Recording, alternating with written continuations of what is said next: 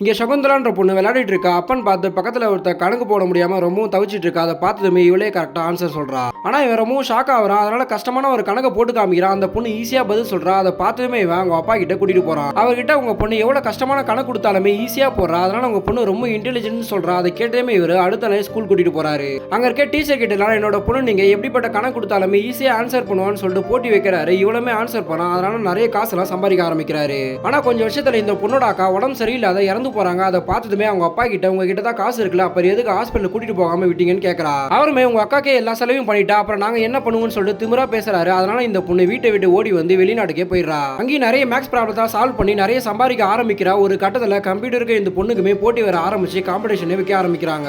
அப்ப கம்ப்யூட்டர்ல கொஸ்டினை போட்டு ஆன்சர் வரதுக்குள்ளே இந்த பொண்ணு கரெக்டா ஆன்சர் பண்ணிடுறா. தென் கடைசியா ஒரு கொஸ்டின் கேட்கறாங்க. ஆனா இந்த பொண்ணு கொஸ்டினே தப்புன்னு சொல்றா. பட் கம்ப்யூட்டர்ல ஆன்சர் வருது. சோ இந்த பொண்ணு தான் தப்பா சொல்லியிருக்கான்னு சொல்லிட்டு அனுப்பி விட்டுறாங்க.